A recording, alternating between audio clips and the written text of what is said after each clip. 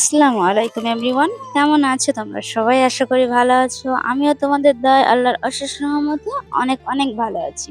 চলে এসেছি নতুন একটা ব্লগ ভিডিও নিয়ে, লাস্ট পর্যন্ত দেখতে থাকো, আশা করি ভালো লাগবে।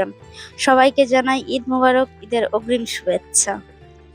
চলো তোমাদের সাথে আজকে নতুন একটা রেসিপি শেয়ার করি, মানে আমার মতো করে শেয়ার করি। আমি যেভাবে চিকেন রান্না করি বাড়িতে, সেইভাবেই সেটাই তোমাদের সাথে শেয়ার করার চেষ্টা করব। কমেন্টে জানিও কেমন লাগলো। সবাইকে জানাই ঈদ মোবারক, সবাই আমাকে জানাও ঈদ মোবারক, প্লিজ কমেন্ট করো। চলো, আমি এখানে আলুটা ভেজে নিয়েছি, লবণ আর হালকা হলুদ দিয়ে আমি আলুটা ভেজে নিয়েছি। তারপরে এখানে পেঁয়াজ কুচিয়ে নিচ্ছি, যেহেতু চিকেন রান্না একটু পেঁয়াজ বেশি দিতে হয়। তারপরে এখানে আমি আগে থেকে ভিজিয়ে রাখা, মানে ফ্রিজে ছিল, বার করে ভিজিয়ে রেখেছিলাম, একবার ধুয়ে নিয়েছি, আরেকবার পরিষ্কার পানিতে ভালোভাবে ধুয়ে নিলাম চিকেনটাকে।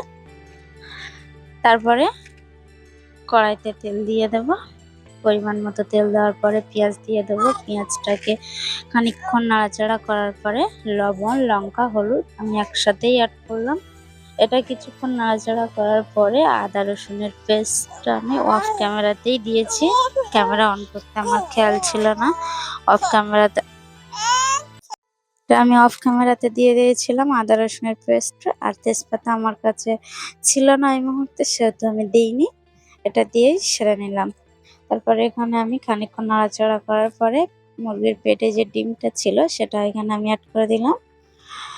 তারপরে আমি এখানে ঢাকা দিয়ে দেব সিদ্ধ হওয়ার জন্য।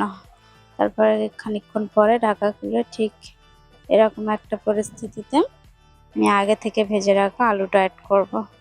আগে থেকে ভেজে রাখা আলুটা দিয়ে কিছুক্ষণ নাড়াচাড়া করার পরে এখানে আমি গরম পানি অ্যাড করব।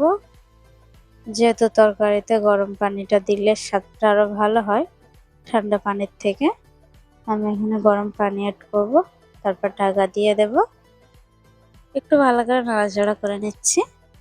নেওয়ার পরে এখানে আমি ঢাকা দিয়ে দেবো। দিয়ে নামানোর আগে মানে গরম মশলা, জিরে, মরিচ, কিছুটা শুকনো মশলা গুঁড়ো করা একসাথে, সেটা অ্যাড করে নিয়েছি। নিয়ে ওটাও অফ ক্যামেরায় দিয়েছি। দেখো কত সুন্দর লাগছে দেখতে, খেতেও আশা করি ভালো লাগবে। যেহেতু রোজাতে আছি তাই টেস্ট করে বলতে পারলাম না। চলে এসছি এখানে রাত্রেবেলা, ছেলের জন্য গেঞ্জি অর্ডার করেছিলাম আমি মিশো থেকে, সেগুলোই দিয়ে গেছে। আমি আনবক্সিং ভিডিও করতে পারিনি, বাড়িতে সবাই তাড়াহুড়ো করে খুলে দিয়েছে দেখার জন্য। তো চলো, এখানে আমার মা এসেছিল ঈদের বাজার দিতে, সেটাই তোমাদের সাথে শেয়ার করি।